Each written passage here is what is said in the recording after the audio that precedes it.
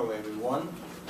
The last time we learned about the Great Wall in China, and we know that you're not a real man until you go to the Great Wall. So some of you decide to go to China.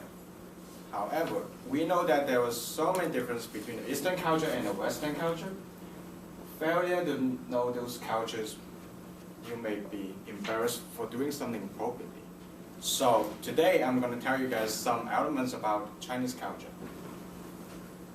First, I would like to emphasize those elements in the 4 categories: clothing, transportation, food, and lodging. First of all, you need to dress appropriately. According to a website called Cultural Essentials, today's Chinese dressing style is a combination of the traditional style and the Western culture.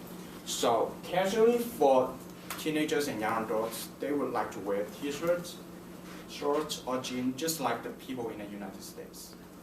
Besides, for males, they would like to wear basketball shoes or sneakers, and for females, they would like to wear sneakers and high heels. And for some important occasions, such as weddings or birthday celebrations, the adults and the elders, they would like to wear the long gowns and the chongsangs, which is a traditional style of wear.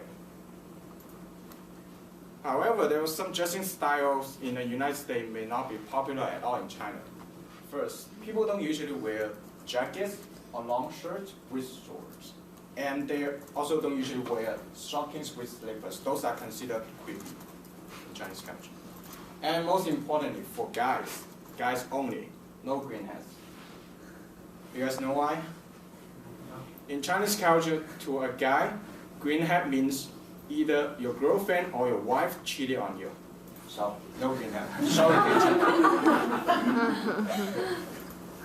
After dressing up appropriately, you want to travel around to have some fun.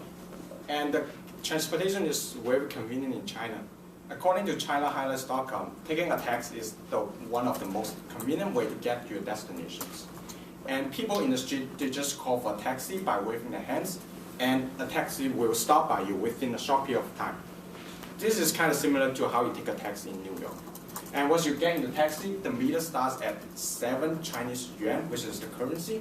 And for every extra 1 kilometer you travel, you pay for 1 extra yuan. Sometimes when the gas price gets high, you need to pay 1 extra yuan. And taking a bus is also very convenient. There are so many different buses in a local city.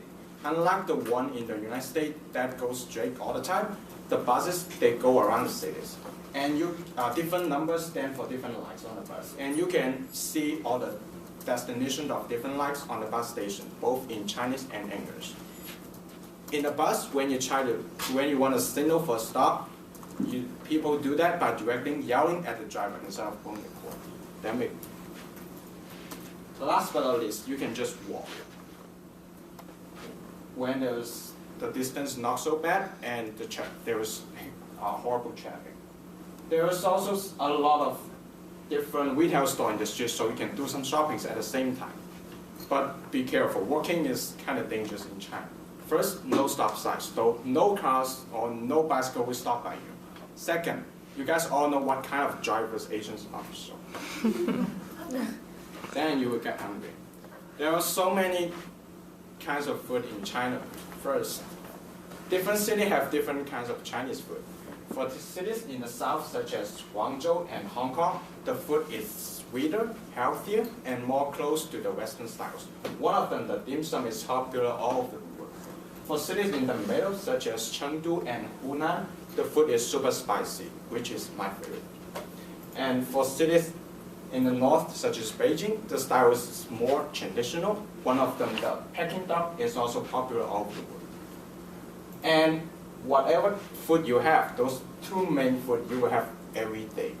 According to ShanghaiFinance.com, the people in the south will have rice every day, while the people in the north have noodles every day.